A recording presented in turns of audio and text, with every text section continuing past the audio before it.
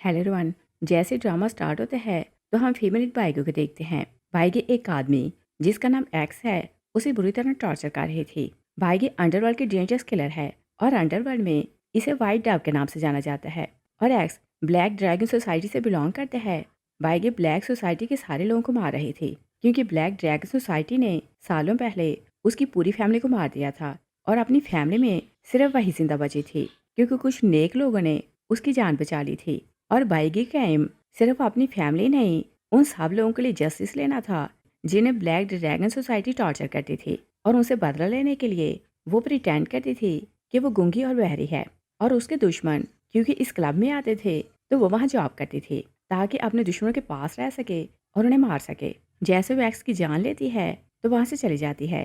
तभी हम स्टोरी के हीरो यांची को देखते हैं। ये यैन फैमिली का यंग मास्टर है और वो क्लब आया था तो अपने प्राइवेट रूम में उसने वेटरस को बुलाया था। बाइगे जब सर्विस देने आती है तो यांजी उसका बाजू पकड़ लेते हैं।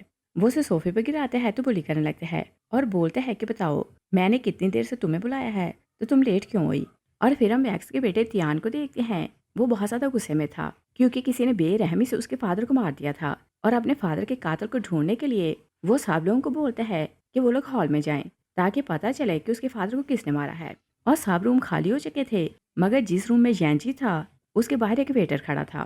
त्यान गुस्से में वेटर को बोलता है कि ये कमरा खाली क्यों नहीं करवाया और सब लोगों को बोलो कि वो लोग हॉल में जाएं। वेटर कुछ बोलने लगता है तो त्यान अपने लोगों को ऑर्डर देते हैं कि जबरदस्ती कमरे के अंदर जाओ। जैसे वो कमरे में जाते हैं तो त्यान गुस्से में आते हैं तो बोलते हैं कि क्या सुना नहीं कि सबको हॉल में जाना है। तभी यांजी मुड़कर देखते हैं तो त्यान झाड़ से अपॉलोजाइज कर लेते हैं क्योंकि वो यांजी की पावर जानता था। वो उसे बोलते हैं कि मास्टर माँ ने बोला है कि सब लोग हॉल में आए और बोलते हैं कि जो लड़की आपके साथ है इसे भी हॉल में जाना है और बताते हैं कि वाइट डव ने मेरे डैड को मार दिया है और मैं उसे ढूंढ रहा हूँ। यांजी बाइगी को देखते हैं तो बोलते हैं कि क्या तुम्हें लगता है कि ये किसी को मार सकती है। त्यान बोलते हैं कि चाहे जो भी है इसे मेरे हैंड ओवर करो। यांजी गुस्से में आता है तो एक बॉटल तोड़ता है और बोलते हैं कि क्या इतनी हिम्मत है कि इस लड़की को साथ ले जाओ। त्यान अपने साथियों को लेता है तो चला जाता है। यांजी फेस टर्न करता है तो बाइगे से पूछता है कि बताओ तुम कौन हो और तुम्हें किसने भेजा है। बाइगे हेयर पिन निकालने लगती है क्योंकि उसे पता था कि यांजी ब्लैक ड्रैगन सोसाइटी से बिलोंग करते हैं तो ये भी उसका टारगेट था। मगर इससे पहले कि वो वार करती यांजी का पर्सनल असिस्टेंट आता है तो बताता है कि मास्टर एक्स की किसी ने जान ले ली और उसकी चीजें भी चुरा ली। और जब लोग वहां पहुंचे तो उसकी डेड बॉडी पानी पर तैर रही थी। गार्ड्स बाइगे को ले जाने लगते हैं तो यांजी बोलता है कि ये कहीं नहीं जाएगी। असिस्टेंट बोलता है कि अगर आप इस सब में इन्वॉल्व नहीं होना चाहते तो इसे ले जाने दें। यांजी बोलते हैं कि इसे मैं पूछगिछ करूंगा।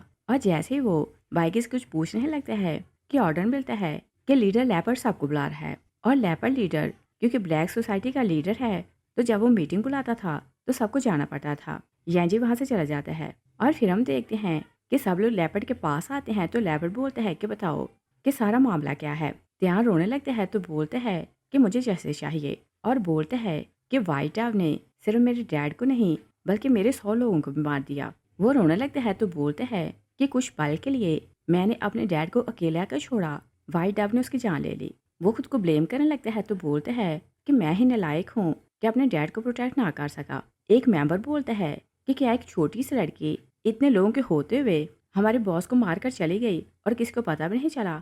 और बोलते हैं कि कोई खबरी होगा जो उसके साथ मिला होगा वरना वो इजीली इतना बड़ा काम नहीं कर सकती थी। एक और रिच मैन मिस्टर मो का बेटा मो ताओ बोलता है कि हाँ कोई खबरी होगा जिसने ये काम किया है और उसका इशारा सीधे से यांची की तरफ था क्योंकि उसे लगता था कि यांची उसका कॉम्पिटिटर है और फ्यूचर में लीडर वो बन सकता है और वो पहले उसे रास्ते से हटाना चाहता था। यांची बोलते हैं कि मैं तो क्लब में था, पूल वाली साइड पर मैं गया ही नहीं तो मैं उसे कैसे मार सकता हूँ।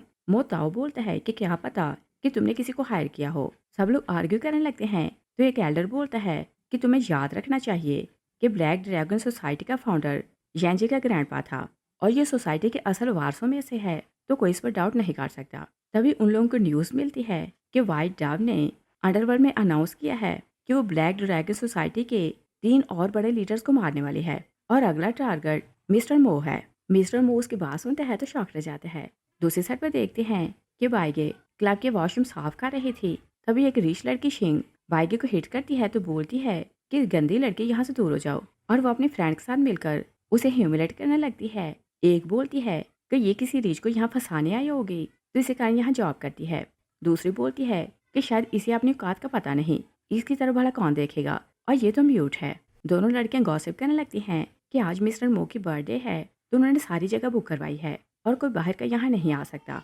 एक बोलती है कि रूमर सुनी है कि मिस्टर एक्स को एक म्यूट गर्ल ने मारा है, मगर यांजी ने उसे प्रोटेक्ट कर लिया तो उसकी इन्वेस्टिगेशन नहीं हुई। तभी वो नोट करती हैं कि साफ सफाई करने वाली लड़की उनकी बातें सुन रही है। शिंग बोलती है कि मुझे लगता है कि ये म्यूट है और चलो इसका पीछा करते हैं। बाई की बकेट उठाती है तो बाहर चली जाती है और वो छुप कर देखने लगती है क्योंकि वह यांजी का वेट कर रही थी। जैसे यांजी आता है तो वो उसकी सिम्पथी लेने के लिए उसे जानबूझकर हिट कर देती है। यांजी के कपड़ों में पानी गिर जाता है। यांजी उसे बोलता है कि क्या म्यूट होने के साथ साथ तुम अंधी और बहरी भी हो। बाई हाथ जोड़ने लगती है। तभी मिस्टर मो और उसका बेटा और दोनों लड़कियां भी बाहर आ जाती हैं तो सब लोग उसे देखने लगते हैं। बाई यांजी की ड्रेस साफ करने लगती है। यांजी जैसे ही वहाँ सबको देखते हैं तो चुपचाप चला जाता है और शिंग को बाईगे पहले नज़र में अच्छी नहीं लगी थी तो वो उसे ह्यूमिलेट करने लगती है और उसे बातें सुनाकर वो जाने लगती है तो बाईगे को उस पर गुस्सा आता है। उसके हाथ में एक कंचा था। शिंग चलने लगती है तो वह कंचा उसके पाँव के नीचे फेंकती है। शिंग का पाँव कंचे पे आता है तो वो गिर जाती है और मोताओ को पता था कि व्हाइट डव ने अनाउंस किया है कि अगला टारगेट उसका फादर है, तो जिन लोगों को वो नहीं जानता था वो उन सबको वहां से निकाल रहा था। यांजी का असिस्टेंट बोलते हैं कि मिस्टर मो ने सिक्योरिटी बहुत टाइट की हुई है तो क्या आपको लगता है कि असैसिन यहाँ आ सकती है। यांजी बोलते हैं कि देखते हैं कि आज क्या होता है। असिस्टेंट बोलते हैं कि यहाँ रहना रिस्की है तो हम लोग चलते हैं, मगर यांजी बोलते हैं कि मुझे रिस्क लेना है। और फिर हम देखते हैं कि एक वेटर मिस्टर मो की पार्टी के लिए वाइन रेडी कर रहा था। बाइगे आती है तो उसे समझाती है कि ये मैं ले जाऊंगी। वो वाइन अंदर लेकर जाती है तो सबसे पहले ग्लास वो मिस्टर मो के सामने रखती है और यही उसका आज का टारगेट था। और ब्लैक ड्रैगन सोसाइटी के सारे लोग बहुत करप्ट थे, वो हर तरह का बुरा काम करते थे। मिस्टर मो जैसे बाइगे को देखते हैं तो शरारत से अपने बेटे को देखते हैं। एक अंकल बोलते हैं कि सुना है कि यांजी किसी लड़के से दोस्ती नहीं करता। मिस्टर मो बोलते हैं कि लीडर लेपर्ड मुझे ही ब्लेम कर रहा था कि मैंने यांजी की किसी से दोस्ती नहीं करवाई। मिस्टर मो अपने बेटे को इशारा करते हैं और वो लोग ऑलरेडी जान गए थे कि यांजी इस लड़की की परवाह करता है। मोताओ बाइगी का हाथ पकड़ता है तो अपने डैड को बोलते हैं कि डेफ और म्यूट लोग रेयर होते हैं तो ये आज आपका गिफ्ट है। मिस्टर मो बोलते हैं कि मैंने तो सुना है कि यांजी से पसंद करता है। और फिर वो बाइगी को ह्यूमिलेट करने को बोलता है कि मैंने सुना है कि म्यूट लोग जब रोते हैं तो उनका रोना सबसे डिफरेंट होता है, और चलो आज इसके रोने की आवाज़ सुनते हैं। ध्यान बोलते हैं कि यांग मासा यांजी किसी म्यूट को पसंद क्यों करेगा। मोताओ बाइकी को बहुत ज़्यादा टॉर्चर करने लगते हैं तो बोलते हैं कि चलो रो कर दिखाओ। और बाइकी को चांस मिल जाता है। उसके हाथ में एक टैबलेट थी, वो मिस्टर मो के ग्लास में डाल देती है। मिस्टर मो वाइन पीने लगते हैं तो बोलते हैं कि मुझे इसका रोना सुनाओ और ये मेरा आज का गिफ्ट होगा। बाइकी रोती नहीं तो मोताओ अपने बेल्ट टंगाता है तो उसे बहुत ज़्यादा मारने लगते हैं। यांची को बहुत गुस्सा आ रहा था तो गुस्सा कंट्रोल करने की कोशिश कर रहा था। तभी बाइकी उसे देखती है तो इशारा करती है कि तुम कोई एक्शन ना लेना। मोताओ बाइकी को और ज़्यादा बुली करने लगते हैं। तभी मिस्टर मो के मुंह से झाग निकलने लगती है तो उसकी डेथ हो जाती है। सब लोग शॉक रह जाते हैं। वेटर को बुलाया जाता है तो मोताओ उसे बहुत टॉर्चर करते हैं तो बोलते हैं कि वाइन तुमने सेट की थी तो बताओ इसमें क्या मिला हुआ था। बाइकी को उसके लिए बहुत बुरा लग रहा था मगर वो कुछ नहीं कर सकती थी। तभी एक लड़की बोलती है कि मैंने देखा था कि ये बूट गर्ल आइस बकेट में कुछ मिला रही थी। मोताओ बाइकी को पकड़ लेते हैं तो बोलते हैं कि बताओ तुमने मेरे डैड को क्यों मारा है और तुम्हें किसने ऑर्डर दिया था कि मेरे डैड को मारो। वो उसकी नेक पर नाइफ रखता है तो बोलते हैं कि तुम्हें म्यूट बनने का शौक है तो मैं तुम्हारा शौक पूरा करता हूँ। तभी यांजी उस पर गन पॉइंट करता है तो बोलते हैं कि देखते हैं कि तुम्हारी नाइफ तेज है या फिर मेरी गोली। मोताओ गुस्से में आता है तो बोलते हैं कि क्या इस म्यूट गर्ल के लिए मेरे अंगेज जाओगे। वो आर्ग्यू करने लगते हैं तो कुछ एल्डर्स उसे बोलते हैं कि ये ना भूलो कि सोसाइटी के साथ इसका रिलेशन क्या है, तुम इसके अंगेज नहीं जा सकते। मोताओ नाइफ फेंक देता है। यांजी बाइकी को पकड़ लेते हैं तो अपने साथ जाने लगते हैं। मोताओ शाउट करते हैं कि अभी स्कोर बराबर नहीं हुए। बाइकी यांजी के साथ बाहर आती है और उसका टारगेट क्योंकि ब्लैक ड्रैगन सोसाइटी का हर मेंबर था तो वो सोचती है कि इसे मारने से पहले पता लगाना होगा कि ये कैसा पर्सन है। और वो श्योर नहीं थी कि यांजी या उसकी फैमिली उसके पेरेंट्स के मर्डर में इन्वॉल्व थी या नहीं। वो उसके साथ जाने का डिसाइड करती है। तभी कुछ लोग बाइका का पीछा करने लगते हैं। बाइका यांजी का हाथ पकड़ती है तो इशारा करती है कि मेरी हेल्प करो। यांजी उसे अपने साथ ले जाता है। यांजी उसे घर ले जाता है तो उसे मेडिसिन लगाने लगते हैं और फिर वो उसे बोलते हैं कि तुम्हें इतना टॉर्चर किया गया तो तुमने मुझे रोका क्यों था कि तुम्हारी हेल्प करता। और वो फिर से याद करते हैं कि मोताव ने कितनी बुरी तरह उसे टॉर्चर किया था। बाइगी उसे समझाती है कि मैं बिल्कुल ठीक हूँ, मेरे लिए परेशान होने की ज़रूरत नहीं। यांजी कंफ्यूज होते हैं तो बोलते हैं कि मुझे तुम्हारी परवाह नहीं, मैं तुम्हारी पेन फील नहीं कर रहा, और मैंने तुम्हारी हेल्प सिर्फ इस कारण की है कि वो लोग तुम्हें सेल करके पैसे अर्न ना करें। और बाइगी नोट करती है कि यांजी के माथे पर चोट आई है तो उसका बाजू पकड़ लेती है और वो मेडिसिन लगाना चाहती थी। मगर यांजी उसे बोलते हैं कि अगर बुरी इंटेंशन है तो ऐसा ख्याल दिल से निकाल दो। बाइगी स्माइल करने लगती है तो उसके माथे से ब्लड अपने हाथ पर लगाती है तो यांजी को समझ जाती है कि वो उसके लिए वरिड हो रही है। बाइगी उसका हाथ पकड़ती है तो वहाँ लिखती है कि मैं तुम्हारी आवाज़ सुनना चाहती हूँ। और ऐसे लगता था कि उसने यांजी को लेकर ऑलरेडी सारी स्टडी कर रखी है। और यांजी की मॉम भी डेफ और म्यूट हुआ करती थी तो वो बाइगी के लिए सॉरी फील करने लगता है। और वो याद करते हैं कि उसकी मॉम के मरने से पहले आखिरी विश यही थी कि वो अपने कानों से अपने बेटे की आवाज़ सुने। वो बाइगी के लिए सॉरी फील करने लगता है और फिर वो बाइगी से पूछते हैं कि मास्टर एक्स और मास्टर लियो की डेथ से तुम्हारा क्या ताल्लुक है। मगर बाइगी कुछ नहीं बोलती। और फिर हम देखते हैं कि रात को बाइगी छुप कर यांजी की स्टडी में जाती है तो उसका कंप्यूटर खोलती है और उसे ब्लैक ड्रैगन सोसाइटी के बहुत से सीक्रेट पता चल जाते हैं। वो सोचती है कि इस इन्फॉर्मेशन की हेल्प से मेरा मिशन ईजी हो जाएगा। तभी पाँव की आवाज़ सुनती है तो जाकर छुप जाती है। यांजी और उसका असिस्टेंट दोनों स्टडी में आते हैं तो असिस्टेंट बोलते हैं कि मैंने बाइगी की सारी इन्फॉर्मेशन चेक की है और मुझे पता चला है कि वो पूरी तरह से म्यूट नहीं है, वो डेफ है। जब किसी की बात सुन नहीं पाती तो इशारे से बात करती है और शायद वो कुछ बोलती नहीं तो बोलना भूल चुकी है। तो यांजी से बोलते हैं कि मुझे उसके लिए सुनने की मशीन खरीदनी है। असिस्टेंट बोलते हैं कि कीमत 5 मिलियन है मगर इसके लिए 1 मंथ लगेगा। यांजी बोलते हैं कि मुझे डिवाइस जल्दी चाहिए, जितना भी पैसा लगेगा मैं दे दूंगा। बाइगी बाहर खड़ी उनकी बातें सुन रही थी तो वो सोचती है कि क्या ये मेरे लिए वरीड हो रहा है। और यांजी जैसे कमरे में जाता है तो बाइगी वहाँ नहीं थी और वो बैल्कनी में छुपी हुई थी। बाइगी उसे देख लेती है तो सोचती है कि अब मैं क्या करूँ। वो दूसरी साइड से नीचे आती है तो अपने घाव को जोर से प्रेस करती है और वो वहाँ से जाने ही लगती है तो गिरने का नाटक करती है। यांजी उसे होल्ड कर लेते हैं। बाइगी बेहोश हो जाती है। असिस्टेंट बोलते हैं कि शायद इंजरी में इन्फेक्शन हो गया है तो इसी कारण ऐसा हो रहा है। बाइगी उसे उठाकर कमरे में ले जाता है और जैसे ही यांजी उसे बेड पर लेटाता है तो बाइगी उसे सीड्यूस करने लगती है। नेक्स्ट डे यांजी के घर पार्टी हो रही थी। बाइगी जैसे कमरे से बाहर आती है तो सामने वो शिंगो एक लड़के के साथ देखती है और ये लड़का ली फैमिली का यंग मास्टर है और इसका नाम त्यांसी है। तभी बाइगी के सेल फोन पर त्यांसी की पिक्चर आती है तो बॉस उसे बोलता है कि तुम्हारा नया टारगेट ये है। बाइगी को बताया जाता है कि ली फैमिली और यैन फैमिली बिजनेस कॉपरेशन करने वाली हैं और उनका रिलेशन स्ट्रांग हो जाएगा। मगर बॉस चाहता था कि दोनों फैमिलीज में नफरत बढ़े तो उसने बाइगी को टारगेट दिया था कि उसे दोनों फैमिलीज में दूरी बनानी है। तभी एक लड़की शैन आती है तो यांजी के साथ बैठ जाती है और ये यांजी की फ्यांसी है। बाइगी जैसे ही नीचे आती है तो वाइन का ग्लास पकड़ती है। वो शिंग के पास से गुजरते हुए उसकी ड्रेस पर जानबूझ के वाइन गिराती है। शिंग बहुत गुस्से में आने लगती है। बाइगी उसे अपॉलोजाइज करती है। त्यांसी उसे देख लेते हैं तो बोलते हैं कि अरे ये म्यूट यहाँ क्या कर रही है और बोलते हैं कि अगर तुम यहाँ साफ सफाई करती हो तो ये तो ब्यूटी का वेस्ट है। वो उसे ऑफर करते हैं कि मेरे साथ वाइन पियो। बाइगी अपॉलोजाइज करती है तो समझाती है कि मैं वाइन नहीं पीती। त्यांसी उसे बोलते हैं कि तुम मेरे साथ चलो, मैं तुम्हें इतना पैसा दूंगा कि तुम सारी लाइफ इतना पैसा नहीं कमा सकी होगी। और वो उसे जबरदस्ती ले जाने लगता है तो बाइगी उसे स्लैप कर देती है। त्यांसी गुस्से में आता है तो बोलते हैं कि क्या तुम्हें नहीं पता कि मैं कौन हूँ। यांजी खुश हो जाता है कि बाइगी ने त्यांसी को स्लैप किया और शिंग जब देखती है कि बाइगी का बाजू इंजर्ड है तो उसके बाजू को टॉर्चर करने लगती है। त्यांसी अपने लोगों को बोलते हैं कि इसे अनड्रेस करो। यांजी अपने सिस्टर को इशारा करते हैं तो असिस्टेंट त्यांसी के सर पर बॉटल तोड़ता है। त्यांसी गुस्से में आते हैं तो बोलते हैं कि क्या तुम मरना चाहते हो। असिस्टेंट पीछे हो जाते हैं तो इशारा करते हैं कि ये बॉस का ऑर्डर था। यांजी नाइफ उठाता है तो शैन उसे रोकने की कोशिश करती है मगर यांजी नहीं रुकता और वो त्यांसी के पास जाता है तो त्यांसी बहुत ज़्यादा डरने लगता है। मगर यांजी उसे डॉज करता है। वो अपनी टाई निकालता है तो बाइगी के हाथ पर बांधने लगता है। त्यांसी बोलते हैं कि यंग मास्टर आप क्या करना चाहते हैं। यांजी उसे बोलते हैं कि तुमने मेरे विला में आकर मेरे लोगों को टच किया है तो पनिश ज़रूर मिलेगी। त्यांसी बोलते हैं कि ये लड़की मुझे सेल कर दो और जो कीमत मांगोगे मैं दूंगा। यांजी बोलते हैं कि इसकी प्राइस 1 बिलियन है। त्यांसी शॉक्ड जाते हैं तो बोलते हैं कि क्या एक म्यूट मेड की प्राइस इतनी ज़्यादा है। यांजी से बोलते हैं कि नहीं, इसकी प्राइस 1 बिलियन से भी ज़्यादा है। त्यांसी गुस्से में आता है तो शैन से बोलती है कि यहाँ से चले जाओ।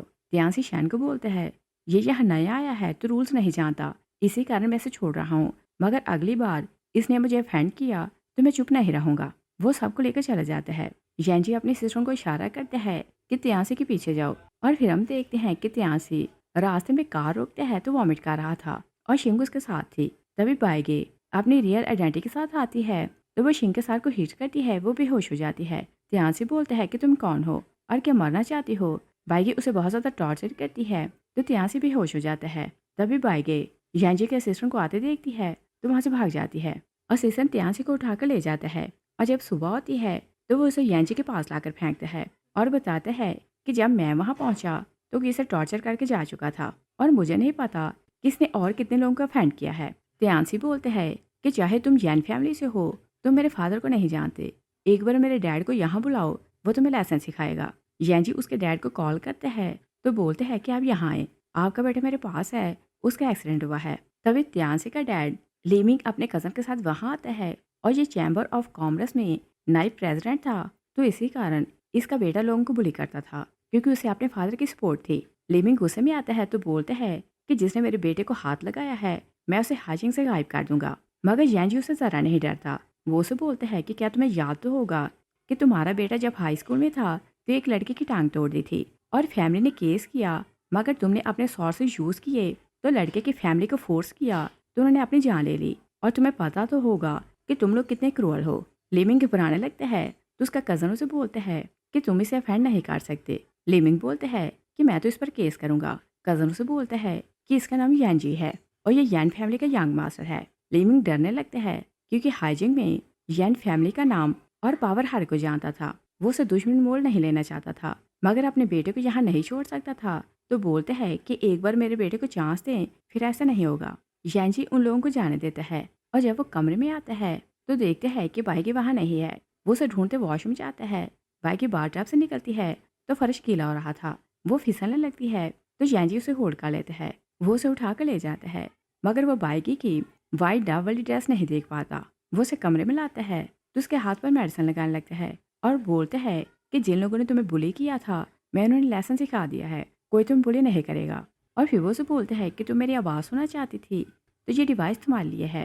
वो उसे हेयरिंग एड्स देते हैं। जैसे भी आएगी उसे कान में लगाती है तो ऐसे प्रिटेंड करने लगती है कि उसे इससे डर लग रहा है और शो करती है कि वो पहली बार किसी की आवाज़ सुन रही है। मगर यांजी नहीं जानता था कि वो पहले से सब कुछ सुन सकती है। बाइगी खुश हो जाती है तो उसे हक करती है और दिल में सोचती है कि मुझे नहीं पता कि तुम्हारी काइंडनेस रियल है या भी फेक है। और फिर हम 1 मंथ बाद का सीन देखते हैं। लेपर्ड ने मीटिंग बुलाई थी तभी गार्ड्स बाइगी को लाकर उसके सामने फेंकते हैं। मोताओ बहुत गुस्से में आ रहा था तो बोलते हैं कि इसके कारण मेरे डैड की मौत हुई है और मुझे बदला लेना है और बोलते हैं कि यांजी इसे सपोर्ट कर रहा है तो आप इसे क्वेश्चन करें। लेपर्ड यांजी से पूछता है कि तुम इस बारे में क्या कहते हो। यांजी बोलते हैं कि हाँ मैं इसे सपोर्ट कर रहा हूँ और अगर किसी ने फिर इसे बुली करने की कोशिश की तो मैं उसे लेसन सिखाऊंगा। मोताओ बोलते हैं कि क्या आपने सुना, ये खुद कन्फेस कर रहा है कि ये इसे सपोर्ट करता है और फिर बोलते हैं कि इसने एक लिसनिंग एड इसे लेकर दी है तो पूछें इसका इससे रिश्ता क्या है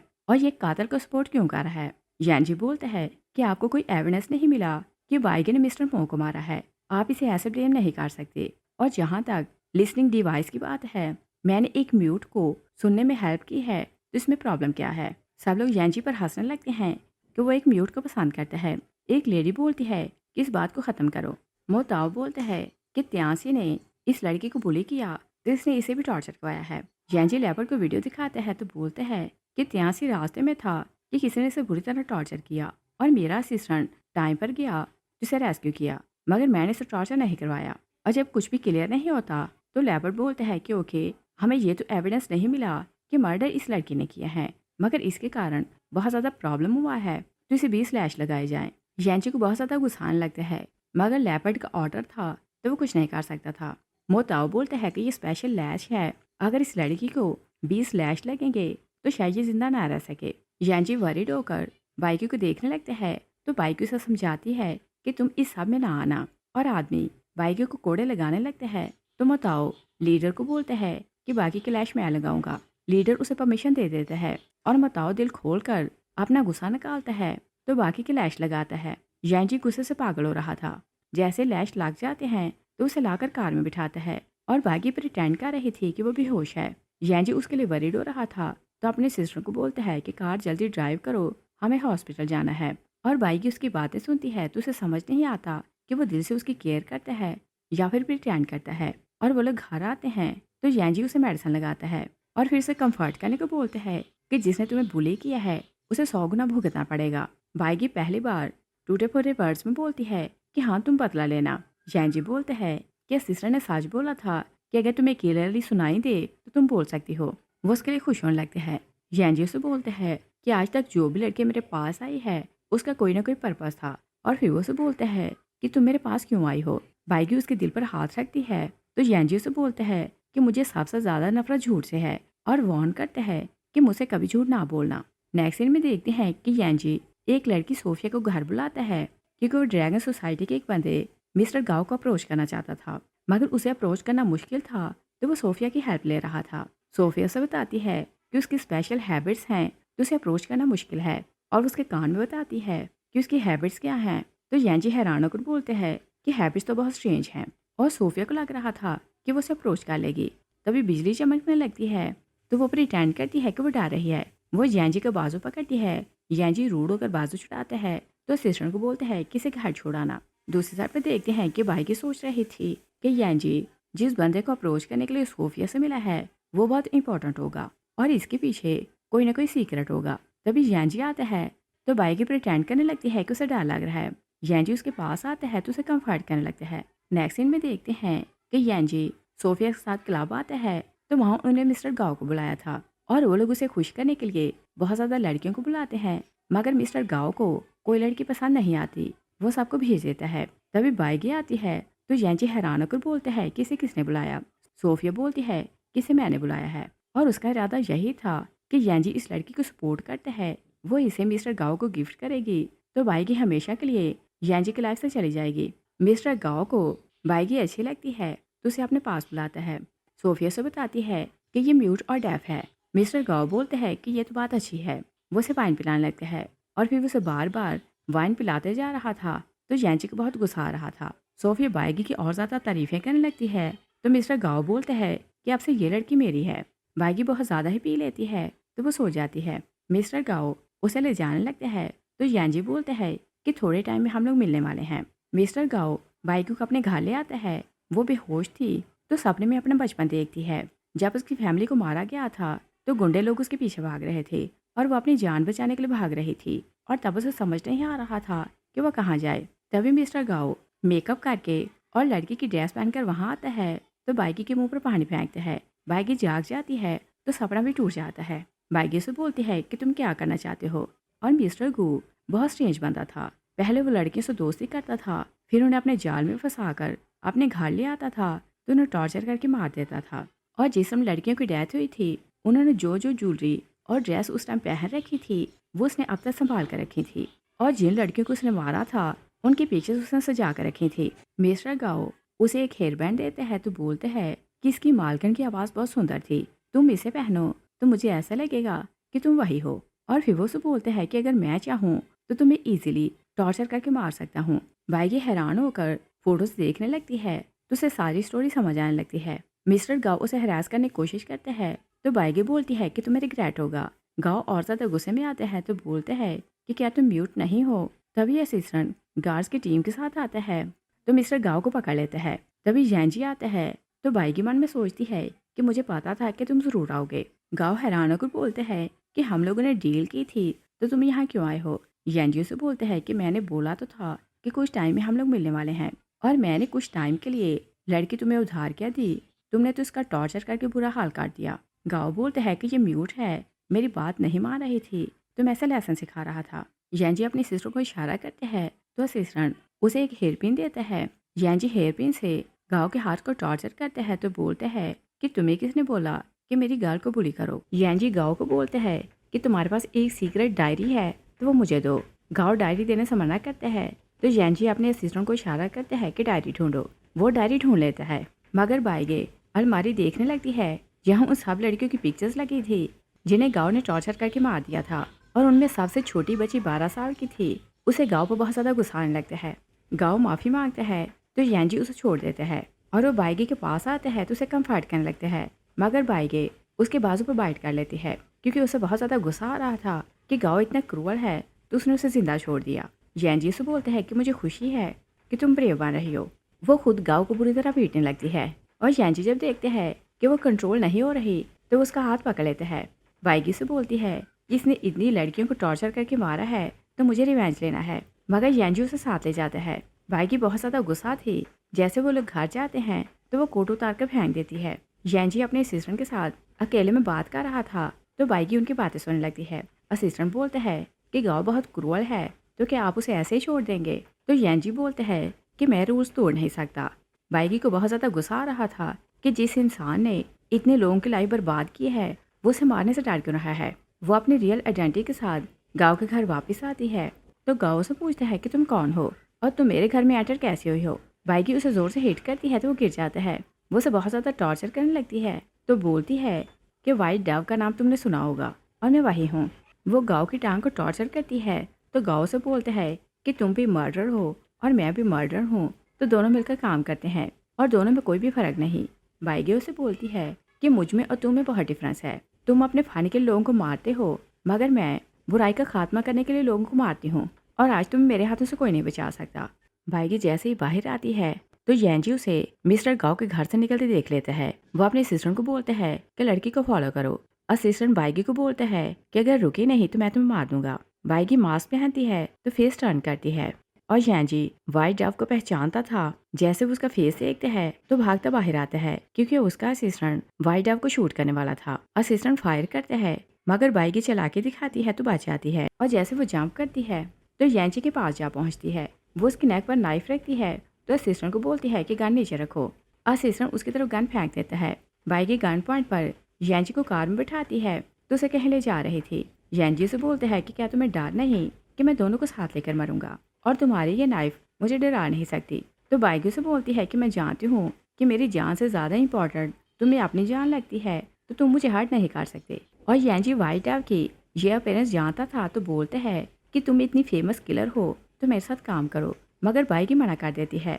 वो उसे एक जगह लाती है तो रस्सी से बांध देती है। और इंटरेस्टिंग बात ये थी कि येंजी को उसे डर नहीं लगता। वो उसे बोलते हैं कि जब मैं पिछली बार तुमसे मिला था तो तुम्हारा वेट थोड़ा ज़्यादा था मगर अब तुम वीक लग रही हो। और येंजी को डाउट होने लगता है कि इस लड़की की अपीयरेंस उस म्यूट लिटिल गर्ल जैसी है तो वो उसे पास से देखना चाहता था। वो उसे बोलता है कि मुझे पानी पिलाओ। वाइगी उसे पानी पिलाती है तो येंजी उसे बोलता है कि हम दोनों मिलकर काम करते हैं, मगर वाइगी उसके साथ काम करने से मना कर देती है और बोलती है कि मेरे काम करने का अपना तरीका है और बोलती है कि मेरे काम करने के 3 रूल्स हैं।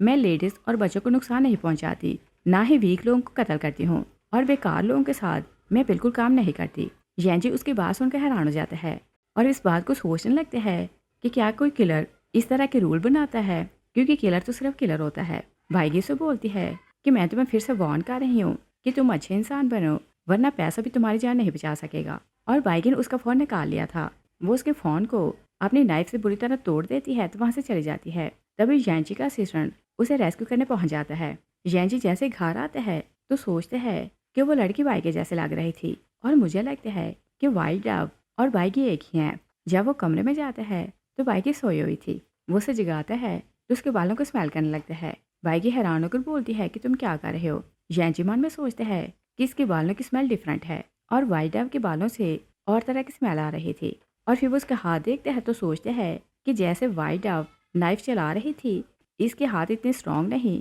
कि वैसे नाइफ चलाएं, मगर फिर भी उसे डाउट होने लगता है तो अपने सिस्टर को बोलता है कि सारी इन्वेस्टिगेशन करो। और येंजी ने क्योंकि उसके कमरे में कैमरा लगाया हुआ था असिस्टेंट उसे फुटेज ला कर दिखाता है तो बोलता है कि जितना टाइम हम बाहर थे मिस इस कमरे में सोई हुई थी। वाइगी अंदर से उनकी बातें सुन रही थी तो सोचती है कि अच्छा हुआ कि मैंने सर्वाइवल कैमरा का सिस्टम हैक कर लिया था वरना आज मैं पकड़ी जाती। नेक्स्ट सीन में देखते हैं कि ब्लैक ड्रैगन सोसाइटी की मीटिंग थी क्योंकि मिस्टर मा की जगह नया लीडर अनाउंस होना था और मताओ को लगता था कि वो अपने फादर की जगह पर लीडर बनेगा। मगर येंजी गाँव वाली डायरी लाकर लेपर्ड को देते हैं तो बताता है कि मताओ ने बहुत ज़्यादा क्राइम किए हैं तो ये लीडर नहीं बन सकता। एक साथ ही बोलता है कि इसके फादर ने सारी लाइफ ड्रैगन सोसाइटी के लिए काम किया है तो लीडर यही बनेगा। येंजी बोलता है कि जैसे आप लोग काम कर रहे हैं मैं किसी से भी अग्री नहीं और बोलता है कि वो टाइम ख़त्म हो चुका है जब टॉर्चर करके लोगों को अपने कंट्रोल में किया जाता था, क्योंकि अब नाइफ और गन से लोगों को कंट्रोल नहीं किया जा सकता, बल्कि दिमाग का इस्तेमाल करना होता है। और बोलता है कि मैं ब्लैक ड्रैगन सोसाइटी को लोगों के लिए एक ऐसे ऑर्गेनाइजेशन बनाना चाहता हूँ जहाँ लोगों को जस्टिस मिले और सोसाइटी में जो नाजायज़ काम होते हैं मैंने बंद करना चाहता हूँ। और यांची ने क्योंकि कोई गैर कानूनी काम नहीं किया था तो उसके अगेंस्ट कोई भी एविडेंस नहीं मिलता, कोई इसके सामने बोल नहीं पाता क्योंकि हर किसी ने कोई ना कोई क्राइम किया था। यांची घर आता है तो बाइगे को बोलते हैं कि जिन्होंने तुम्हें बुली किया था मैं तुम्हारे लिए उनसे रिवेंज लूंगा। नेक्स्ट जब वो उसे लेकर क्लब जाता है तो वहाँ शिंग को सोफिया को बुलाता है। वो शिंग को बोलते हैं कि बाइगे को पानी दो। शिंग बोलती है कि ये है कौन कि मैं इसे पानी दूँ। असिस्टेंट नाइफ निकालता है तो जैंजी से बोलते हैं कि नहीं ये काम मैं करूँगा। वो बाइगे के हाथ में नाइफ देते हैं तो बोलते हैं कि इसने जो तुम्हारे साथ किया था तुम उसका रिवेंज लो। बाइगे नाइफ पकड़ते हुए बहुत ज़्यादा डर रही थी, उसके हाथ कांपने लगते हैं। शिंगो से बोलती है कि मुझे माफ़ कर दो, मगर वो चालाकी दिखाती है तो नाइफ पकड़कर बाइगे को हर्ट करने लगती है। जैंजी उसे प्रोटेक्ट कर लेते हैं मगर उसका हाथ इंजर्ड हो जाता है। असिस्टेंट दोनों गर्ल्स को पुलिस स्टेशन ले जाता है और बाइगे हैरान होकर जैंजी को देखने लगती है कि उसे बचाते हुए उसने अपना हाथ इंजर्ड कर लिया। बाइगे को लगता था कि वो उसे मोहब्बत करने लगा है, वो उसकी केयर करने लगती है तो स्टडी में उसके लिए फ्रूट लाती है। जैंजी उसे सीड्यूस करने लगता है। तभी बाइगे को रियलाइज़ होता है कि वो वाइट डव को लेकर इन्वेस्टिगेशन कर रहा है। और फिर जैसे ही जैंजी वॉशरूम जाता है तो बाइगे उसका सेलफोन चेक करती है और वहाँ किसी आदमी की तरफ से मैसेज आया था कि वाइट डव के लिए उसके पास इन्फॉर्मेशन है और इन्फॉर्मेशन देने के बदले वो 1 लाख युआन मांग रहा था। जैसे ही यांजी आता है तो वो अपना सेलफोन चेक करते हैं और बाइगी को यही लग रहा था कि यांजी को उसकी आइडेंटिटी पता चलने वाली है। वो पेन निकालती है तो ऐसे पकड़ती है कि अगर यांजी को उसकी रियल आइडेंटिटी के बारे में पता चला तो वो उसकी जान ले लेगी। यांजी उसे मुड़कर देखते हैं तो बोलते हैं कि क्या हुआ, और बाइगे नहीं चाहती थी कि उसकी रियल आइडेंटिटी यांजी के सामने आए तो वो बोलती है कि मुझे भूख लगी है। यांजी बोलते हैं कि ओके मैं खुद तुम्हारे लिए खाना बनाता हूँ। और यांजी को जाने की जल्दी थी तो वो नूडल्स बनाने लगता है और उसके सेलफोन पर फिर से मैसेज आता है। बाइगे चेक करने लगती है मगर वो चेक कर नहीं पाती और जैसे वो नूडल्स खाने लगती है तो फोक उठा लेती है और सोचती है कि आज तुम में से या मुझ में से कोई एक जिंदा बचेगा। यांजी वहाँ से जाने लगते हैं तो बाइगे से बोलती है कि मुझे तुम्हारे साथ जाना है और वो ऐसे प्रिटेंड करने लगती है कि उसे यांजी की बहुत परवाह हो रही है। यांजी उसे अपने साथ ले जाता है। वो लोग लोकेशन पर जाते हैं तो यांजी उसे बोलते हैं कि तुम कार से बाहर ना आना और खुद वो उस बंदे से मिलने जाता है तो वो आदमी एक और आदमी को मंगवाता है जिसे चेन से बांधा गया था। यांजी पूछता है कि वाइट डव कहाँ है तो वो लोग उसे बताते हैं कि ये तो सिर्फ एक ट्रैप था। वो लोग यांजी पर फायर करने लगते हैं। बाइगी बाहर निकलने लगती है मगर उससे पहले यांजी का असिस्टेंट उस आदमी पर फायर कर देते हैं तो गन गिर जाती है। यांजी उन लोगों से लड़ने लगते हैं और पूछते हैं कि बताओ तुम किसके लोग हो और तुम्हें किसने भेजा है।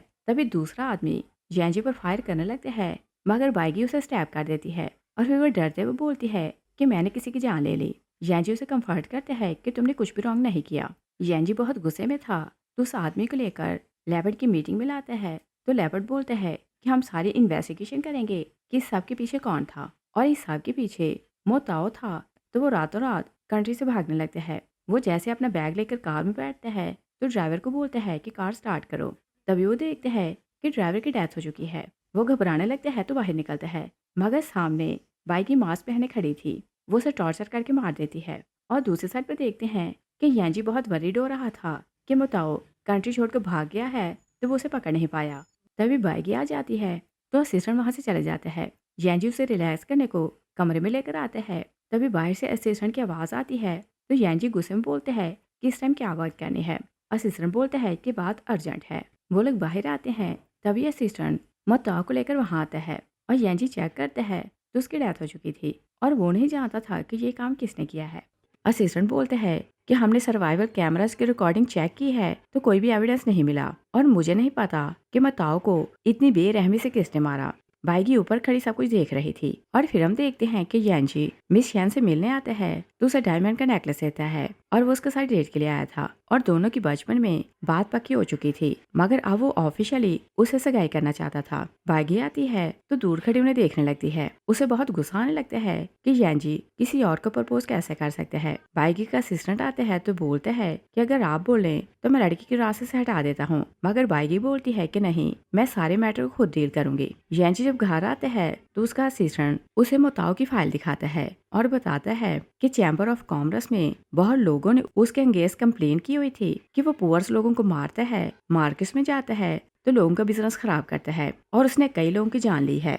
और चैम्बर ऑफ कॉमर्स का शक है कि जिन लोगों की उसने जान ली है उनके किसी रिश्तेदार ने उसे मार दिया है। येंजी बोलते हैं कि वो मरने वाले काम करता था तो उसे मरना ही था। असिस्टेंट बोलते हैं कि आप मिस शैन से सगाई करना चाहते हैं तो क्या आप श्योर हैं कि आप बाइकी को पसंद नहीं करते, और बोलते हैं कि शैन फैमिली ने आपको खाने के लिए बुलाया है। येंजी अपनी और बाइकी के पीछे टर्न कर देते हैं तो बोलते हैं कि मुझे मिस शैन से शादी करनी है। और फिर हम देखते हैं कि मिस शैन के पेरेंट्स येंजी से मिलते हैं तो बहुत खुश हो रहे थे क्योंकि उन्हें यही लगता था कि दोनों फैमिलीज पावरफुल हैं तो दोनों का मैच अच्छा रहेगा और फिर दोनों एक दूसरे को पसंद करते हैं। शैन का डैड बोलता है कि मैं बिजनेस में तुम्हारी हेल्प करूंगा। तभी ग्रैंडमा फैंग आती है तो पहले वो येंजी से मिलकर खुश होने लगती है। शैन का डैड बताता है कि हम येंजी की सगाई अपनी बेटी से करने वाले हैं, और ग्रैंडमा क्योंकि ड्रैगन सोसाइटी के पुराने लोगों में से थी तो वो येंजी के ग्रैंडपा को जानती थी। वो पहले उसके लिए अच्छी अच्छी बातें करने लगती है और फिर वो बोलती है कि मैंने सुना है कि येंजी ने अपने घर में एक म्यूट लड़की को रखा है और उसे मोहब्बत करते हैं, तो ये तुम्हारी बेटी से शादी क्यों करना चाहता है। सब ग्रैंडमा की बात सुनकर हैरान होने लगते हैं। मिस शैन का डैड पूछता है कि बताओ तुम्हारा उस लड़की से क्या रिश्ता है। येंजी बोलते हैं कि वो नैनी है। ग्रैंडमा बोलती है कि अगर वो सिर्फ नैनी है तो हर जगह तुम्हारे साथ क्यों जाती है, और फिर वो उसे पिक्चर्स दिखाती है तो बोलती है कि पिक्चर्स देखकर ऐसा लगता है कि वो तुम्हारी गर्लफ्रेंड है। मिस शैन की मॉम पिक्चर्स देखती है तो बोलती है कि अगर ग्रैंडमा ने बताती तो हम तो धोखे में मारे जाते। वो बोलती है कि मैं अपनी बेटी की शादी तुमसे नहीं करूंगी। मिस शैन बोलती है कि मैं इसे पसंद करती हूँ तो इसी से शादी करूंगी। ग्रैंडमा बोलती है कि ये प्ले बॉय है और अगर ये हमारी बच्ची से शादी करना चाहता है तो इसके लिए एक कंडीशन है, ये उस म्यूट गर्ल को हैचिंग से बाहर निकाल दे। येंजी बोलते हैं कि मैं कल तक बता दूंगा कि मुझे क्या करना है। येंजी घर आते हैं तो बाइकी सोई हुई थी। वो उसके फेस को टच करते हैं तो बाइकी जाग जाती है। येंजी उसे वरीड देखते हैं तो बोलते हैं कि क्या कोई बुरा सपना देखा है। बाइकी उसे बोलती है कि मैंने सपने में देखा कि तुम मुझे अब लाइक नहीं करते और खुद से दूर भेजना चाहते हो। और येंजी तो जानता था कि ये सच है तो वो रूड होकर वहाँ से चला जाता है और फिर वो अपने असिस्टेंट के थ्रू उसे बैंक कार्ड भेजता है। बाइकी आती है तो बैंक कार्ड उसके मुंह पर फेंकती है और बोलती है कि मुझे पैसा नहीं तुम चाहिए। येंजी से बोलता है कि कार्ड में इतने पैसे हैं कि तुम अब्रॉड जाकर अच्छी लाइफ गुजार सकती हो। बाइकी रीजन पूछती है कि तुम मुझे दूर क्यों करना चाहते हो। येंजी उसे असल बात छुपा लेते हैं तो बोलते हैं कि मैं यूजलेस लोगों को अपने साथ नहीं रखता। बाइगी से बोलती है कि मैं सब कुछ सीख लूंगी, मुझे खुद से दूर करने की जरूरत नहीं। वो उसे हाँक कर लेती है मगर येंजी रूड हो जाता है तो खुद को छुड़ा कर चला जाता है। बाइगी सोचती है कि मुझे इससे दूर जाने के लिए दुख क्यों हो रहा है। बाइगी उसके घर छोड़कर जाने लगती है। जैसे वो जाकर कार में बैठती है तो येंजी की बातों को याद करके सैड होने लगती है। तभी तियानसी कार रोक लेते हैं तो उस पर गन पॉइंट करते हैं और बोलते हैं कि मुझे नहीं पता था कि तुमसे बदला लेने का मुझे चांस मिलेगा। वो लोग उसे एक जगह लाते हैं तो सब मिलकर ह्यूमिलेट करने लगते हैं। एक फ्रेंड बोलता है कि देखते हैं कि म्यूट गर्ल को बचाने कौन आता है, और फिर वो डाउट करने लगते हैं कि शायद येंजी से बचाने आ जाए। मगर तियानसी बोलते हैं कि वो तो अपने ससुराल गया हुआ है तो इसे बचाने नहीं आएगा, और बोलते हैं कि मिस्टर शैन ने मुझे खुद बताया है कि येंजी उनके घर आने वाला है ताकि शादी की बात करे, और मिस्टर शैन ने मुझे न्यूज दी थी कि लड़की यहाँ से भागने वाली है और उन्होंने ही ऑर्डर दिया था कि हम इसे टॉर्चर करें। तियानसी बोलते हैं कि हम तुम्हें समंदर में फेंक देंगे, और जैसे उसे बुली करने लगते हैं तो येंजी वहाँ आ जाता है।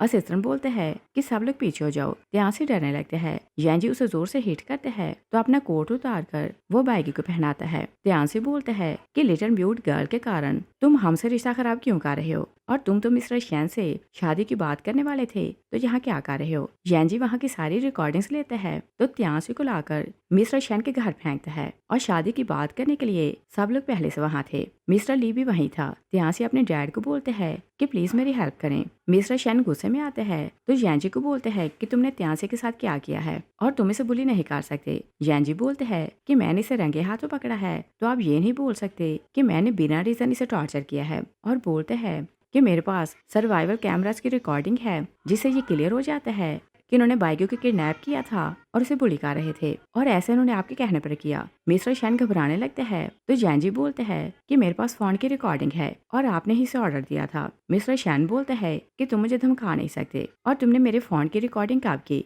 येंजी बोलते हैं कि मैंने रिकॉर्डिंग नहीं की थी, और वो तियानसी का फोन देते हैं तो बोलते हैं कि रिकॉर्डिंग किसने की थी तो आप समझ सकते हैं कि ये रिकॉर्डिंग का क्या करने वाला था। और मिस्टर शैन को ये बात समझ जाती है कि उसने बाइगी को मरवाने के लिए ऑर्डर दिया था तो जैनजी उसे माफ नहीं करेगा और ना ही उसकी बेटी से शादी करेगा। ग्रैंडमा फैंग बोलती है कि ये चैम्बर ऑफ कॉमर्स के वाइस प्रेसिडेंट का बेटा है तो कोई इस पर हाथ नहीं डाल सकता। जैनजी बोलते हैं कि चैम्बर ऑफ कॉमर्स मेरे ग्रैंडपा के पैसों से बना है तो वो मेरा है और मैं किसी को परमिशन नहीं दूंगा कि कानून को हाथ में ले और जिसने जो क्राइम किया है कानून के हिसाब से उसे पनिश मिलेगी। मिसेस शैन बोलती है कि क्या तुमने पर्पस के कारण मेरी बेटी को अप्रोच किया था और मोहब्बत का दिखावा किया था। जैनजी बोलते हैं कि अगर मैं नाटक न करता तो आपका रियल फेस सामने कैसे आता। ग्रैंडमा बोलती है कि तुम ड्रैगन सोसाइटी के हेड बनने के लिए सब कुछ कर रहे हो, जब तक लेपर्ड ऑर्डर नहीं देगा तुम हेड नहीं बन सकते। येंजी उनके कान में कुछ बोलते हैं तो ग्रैंडमा सोफे पर गिर जाती है। येंजी वापस आकर कार में बैठते हैं तो बाइगी को बोलते हैं कि अब से कोई तुम्हें बुली नहीं करेगा। बाइगी उसके हाथ पर बाइट करती है क्योंकि वह नाराज थी कि वो उसे दूर जाना चाहता है। येंजी उसे बताता है कि 18 साल से मैं लोगों का काम देख रहा था, मगर मैं छोटा था तो कुछ नहीं कर सकता था, मगर मैंने डिसाइड किया था कि जिस पर्पस के लिए मेरे ग्रैंडपा ने फाउंडेशन बनाई है मैं उस पर्पस को अचीव करूंगा। और बोलते हैं कि 3 साल से मैं इन लोगों के साथ काम कर रहा था ताकि इनके बीच में रहकर इन सब को खत्म करूं। और बताते हैं कि मेरे ग्रैंडपा ने फाउंडेशन बनाई थी कि पुअर्स की हेल्प की जाए, मगर जैसे ही ग्रैंडपा और मेरे डैड की डेथ हुई तो उन्होंने नजायज धंधा शुरू कर दिया और मेरे पास बर्दाश्त करने के अलावा और कोई रास्ता नहीं था। मगर अब मुझे चांस मिला है तो मैंने सबको रास्ते से हटा दिया है। येंजी उसे अपने साथ ग्रैंडपा की मेमोरियल टेबल के पास लाते हैं तो बोलते हैं कि मैंने 18 साल इस दिन का वेट किया कि अपने ग्रैंडपा की इज्जत वापस लाऊं। और बातों बातों में वो बाइकी को बताते हैं कि व्हाइट डव ने मुझे बहुत इम्प्रेस किया था और उस लड़की में एक स्ट्रेंज पावर है जो किसी को भी चेंज कर सकती है। और बोलते हैं कि मैंने सुना है कि वो डेंजरस किलर है, मगर जब मैं उससे मिला और उसे बातें की तो मुझे पता चला कि वो राइट और रॉन्ग का डिफरेंस जानती है और सिर्फ बुरे लोगों को पनिश करती है मगर इनोसेंट को प्रोटेक्ट करती है। और ये लेसन मैंने उससे सीखा कि अच्छा पर्सन कैसे बनते हैं। और बोलते हैं कि मैं विश करता हूँ कि मैं उसका फ्रेंड बन सकूं क्योंकि ऐसे लोग जिंदगी में कम मिलते हैं। बाइगी उसकी बातें सुनकर चुप हो जाती है तो येंजी से बोलते हैं कि क्या तुम मुझसे जेलस हो रही हो। बाइगी मन में सोचती है कि तुम नहीं जानते कि तुम्हारे सामने व्हाइट डव ही खड़ी है। और फिर हम देखते हैं कि येंजी के लीडर बनने की खुशी में त्यान और एक और लीडर उसे पार्टी देते हैं और वो येंजी को बोलते हैं कि हम तुम्हारे लिए खुश हैं कि तुम्हें तुम्हारी मोहब्बत मिल गई। वो येंजी को बहुत ज्यादा पिला देते हैं। येंजी ड्रंक हो चुका था। जैसे दोनों बाहर आते हैं तो गार्ड्स की टीम उनके पीछे थी और येंजी क्योंकि नशे में था तो कुछ भी नोट नहीं कर पा रहा था। बाइगी गार्ड्स को देखती है तो बोलती है कि मुझे उनके इरादे अच्छे नहीं लग रहे। येंजी बोलते हैं कि ओके हम जल्दी यहाँ से निकलते हैं। तब ये गार्ड अटैक करने लगते हैं तो बाइगी सामने आने लगती है, मगर येंजी उसे पीछे करते हैं तो सबसे अकेले लड़ता है। उसका हाथ हिंचड़ जाता है। बाइगी उसके लिए वरीड होने लगती है, मगर येंजी था कि उसे बाइगी की परवाह हो रही थी और उसे अपनी इंजरी की परवाह नहीं थी। वो लोग वहां से भागने लगते हैं कि गार्ड्स की एक और टीम आती है तो येंजी उनसे भी फाइट करने लगता है, मगर इस सब के बीच में एक उसे इंजर्ड कर देता है। बाइगी उसे तसल्ली देती है तो बोलती है कि हम आज जिंदा निकलेंगे। येंजी उसके मुंह से ऐसी बातें सुनते हैं तो उसे विश्वास नहीं होता कि ये वही लड़की है जो हर टाइम डरी रहती थी और येंजी में इतनी हिम्मत नहीं थी कि सब लोगों से फाइट करे। तभी गार्ड्स की एक और टीम आती है। बाइगी तलवार पकड़ती है तो अपने बाजू से उसे साफ करती है। बाइगी सबको मार गिराती है। येंजी उसके तलवार का स्टाइल देखते हैं तो उसे समझ जाती है कि वो पहले से तलवार चलाना जानती है। तभी बाइकी का असिस्टेंट आते हैं तो बोलते हैं कि मास्टर सब लोग आपका वेट कर रहे हैं, आप वापस चलें। मगर बाइगी बोलती है कि मुझे वापस नहीं जाना, मुझे यहाँ फ्रेंड्स बनाने हैं। येंजी असिस्टेंट की बातें सुनते हैं तो वह हैरान हो जाता है और वो एक एक करके इंसिडेंट याद करते हैं कि बाइगी को मिस्टर गू पर गुस्सा था तो व्हाइट डव ने उसे मार दिया। और फिर वो मोताव वाला इंसिडेंट याद करते हैं तो उसे पक्का विश्वास हो जाता है कि यही व्हाइट डव है। बाइगी का असिस्टेंट वहां से चला जाता है। तभी येंजी का असिस्टेंट आते हैं तो बोलते हैं कि सॉरी हम लोग लेट हो गए। येंजी बाइगी को बोलते हैं कि तुमने कभी बताया नहीं कि तुम ही व्हाइट डव हो और मैं तो हमेशा तुमसे फ्रेंडशिप करना चाहता था। बाइगी उसे हाका लेती है तो बोलती है कि हम दोनों हमेशा साथ रहने वाले हैं। इस सीन के साथ ही मूवी फिनिश हो जाती है। Thanks for watching.